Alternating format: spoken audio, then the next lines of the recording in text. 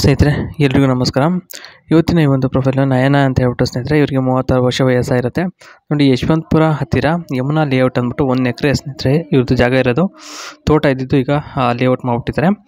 ನೋಡಿ, ಸೇಲ್ಗಿದೆ. ಇದು ಒಂದು ಕಂಡೀಷನ್ ಇದೆ ಇವ್ರದ್ದು. ಏನಪ್ಪ ಅಂತಂದರೆ, 1 ಎಕರೆ ಲೇಔಟ್ ತೆಗೆದುಕೊಳ್ಳೋಕ್ಕಿಂತ ಮುಂಚೆ ನನ್ನ ತಮ್ಮನನ್ನು 4 ವರ್ಷ ಚೆನ್ನಾಗಿ ನೋಡಿಕೊಳ್ಳುವ ವ್ಯಕ್ತಿಯಾಗಿರಬೇಕು.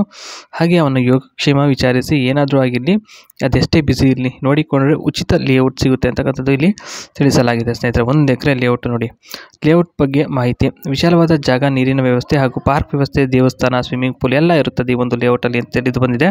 ಇನ್ನು ಮಾತುಕತೆ ಬಗ್ಗೆ ಹೇಳಿರ್ತಕ್ಕಂಥದ್ದು, ಯಾವುದೇ ಕಾರಣಕ್ಕೂ ಚೌಕಾಸಿ ಮಾಡಬಾರ್ದು. ಹಾಗೆ ಜಾಗದ ಬಗ್ಗೆ ಏನಾದರೂ ಮಾಹಿತಿ ಬೇಕಿದ್ರೆ ನೇರವಾಗಿ ಕೇಳಿ, ಇವ್ರನ್ನ ಕೇಳ್ಬಿಟ್ಟು ಇದೆಲ್ಲ ಮಾಡೋಕ್ಕೆ ಹೋಗ್ಬಿಡಿ ಅಂತ ಹೇಳಿದ್ದಾರೆ. ಇನ್ನು ಸೌಲಭ್ಯಗಳ ಬಗ್ಗೆ ಇಲ್ಲಿ ಒಂದೊಂದಾಗಿ ತಿಳಿಸ್ಕೊಟ್ಟಿರೋಂಥದ್ದು. ಮೊದಲನೇದಾಗಿ 2 ಬೋರ್ ಇದ್ದಾವೆ ಈ ಒಂದು ಲೇಔಟಲ್ಲಿ. ನೀರಿನ ಸಮಸ್ಯೆಗೆ ಏನೂ ತೊಂದರೆ ಇಲ್ಲ.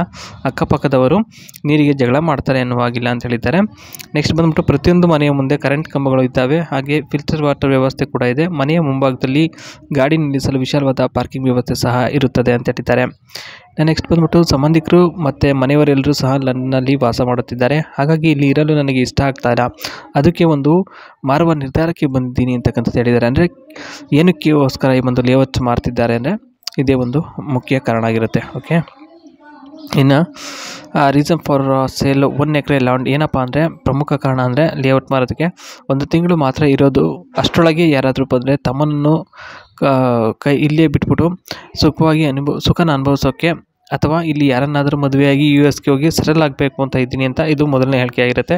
ನೆಕ್ಸ್ಟ್ ಬಂದ್ಬಿಟ್ಟು, ದನ ಕಾಯುವನಾಗಿರಲಿ ಅಥವಾ ಕುರಿ ಮೇಯಿಸೋನೇ ಆಗಿರಲಿ, ಆದರೆ ಚೆಲುವಾಗಿದ್ದರೆ ಪಕ್ಕಾ ಜೋಡಿಯಾಗುತ್ತೆ.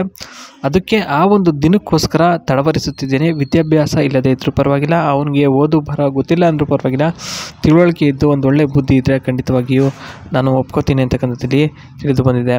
ಓಕೆ.